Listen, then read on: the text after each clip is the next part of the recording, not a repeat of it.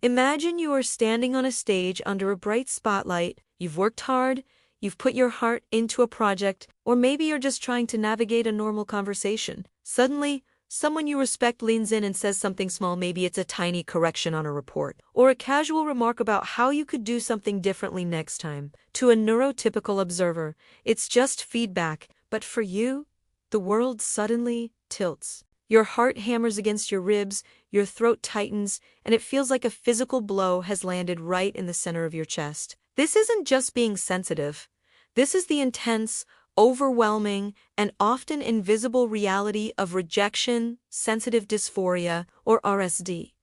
If you have ADHD, you've likely spent your whole life wondering why you feel too much or why a simple no feels like an existential threat. Today, we're going to peel back the layers of the ADHD brain to understand why constructive criticism feels like a punch to the gut, and why your nervous system reacts as if you're in actual physical danger. To understand RSD, we first have to look at how the ADHD brain processes information. Most people think of ADHD as just a focus problem, but it's actually a self-regulation problem. This includes the regulation of emotions. In a typical brain, there's a sort of filter between an external event and the emotional response. When a neurotypical person receives criticism, that filter helps them pause and evaluate. Is this feedback true? Is it helpful? Does it change how I feel about myself? In the ADHD brain, that filter is often thin or non-existent. When information enters the brain, it goes straight to the amygdala, the emotional headquarters.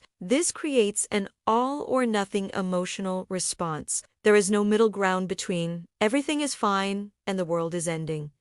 Because the brain struggles to inhibit these intense signals, the emotional pain of perceived rejection is processed in the same way the brain processes physical pain. Scientists have found that the same neural pathways that light up when you break a bone or burn your hand also light up during moments of intense social rejection. So, when we say it feels like a punch to the chest, we aren't being metaphorical. Your brain is literally telling your body that you have been wounded. But why is it so extreme? The word dysphoria comes from the Greek word meaning unbearable. It is an appropriate term because the shame that follows a moment of RSD is often more than a person can carry. For someone with ADHD, life is often a series of near misses. From childhood, people with ADHD receive significantly more corrective feedback than their peers. Thousands more sit still. Pay attention. And why can't you just do it this way? By the time they reach adulthood, this creates a baseline of chronic shame loading. When you've spent a lifetime feeling like you're constantly failing at things that seem easy for everyone else, your brain develops a hair-trigger defense mechanism. You become hyper-vigilant. You start scanning every interaction for signs of disapproval. You become an expert at reading micro-expressions and tone of voice. If a friend takes 5 minutes longer than usual to text back, or if a boss says, "Can we talk later?" without providing context, the RSD brain goes into a full-scale emergency broadcast. It assumes the worst because, historically, the worst has happened quite often. This leads to a phenomenon called social catastrophizing, because the emotional pain is so unbearable. The brain tries to protect you by anticipating the rejection before it happens. You might find yourself people-pleasing to an exhausting degree, trying to be perfect so that no one can ever find a reason to criticize you. Or, you might go the opposite route and withdraw entirely, quitting jobs or ending relationships at the first sign of conflict just to avoid the agony of being the one who gets rejected first. It's a lonely way to live, and it's deeply taxing on the nervous system. Let's talk about that constructive criticism moment specifically. Imagine you've spent all week on a presentation.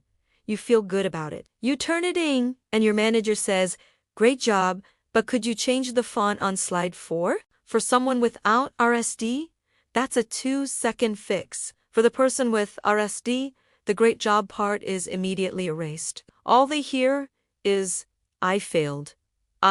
My boss thinks I'm a joke. I'm probably going to lose my job."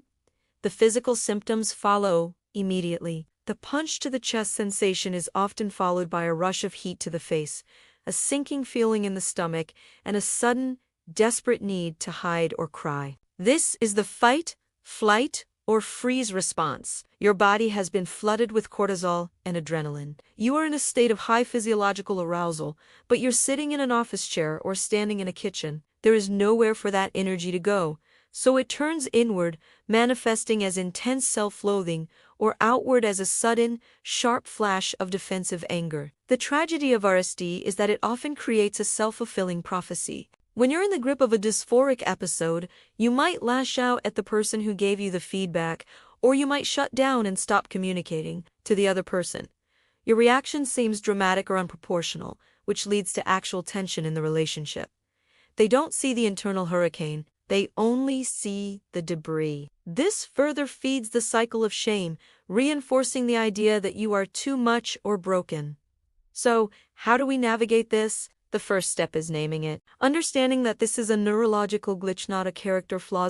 When that punch to the chest happens, being able to say to yourself, "This is my RSD talking, not the objective truth," can create just enough distance to prevent a total meltdown. It's about learning to recognize the physical tell of the emotion before the narrative takes over. It's also about building a shame-resilient environment. This means being honest with the people in your life about how you process feedback. It means asking for sandwich feedback: positive, then constructive, then positive, or asking for feedback in writing so you have time to process the emotional spike in private before responding. It's about realizing that while you can't necessarily stop the initial sting, you can stop the spiral that follows. RSD is one of the most painful parts of the ADHD experience, yet it's rarely discussed in clinical settings. It's the hidden symptom that keeps people from reaching their potential and prevents them from feeling secure in their skin. But by shedding light on it, we take away its power. You aren't weak, and you aren't overreacting. Your brain is simply wired to protect you with an intensity that is sometimes overwhelming. You deserve grace, especially from yourself, as you learn to navigate a world that wasn't built for your level of sensitivity. If you felt this punch to the chest, know that you aren't alone. It's a heavy burden to carry, but understanding the biology behind it is the first step toward putting that burden down. We're all learning how to manage these internal storms, one day at a time. For more resources on managing the emotional side of ADHD and building resilience, check the links to recommended self-help books in the description. If you found this explanation helpful, or if you've experienced RSD yourself, drop a comment and subscribe to stay tuned for more deep dives into the neurodivergent mind. Every bit of support helps us keep these conversations going. See you in the next one.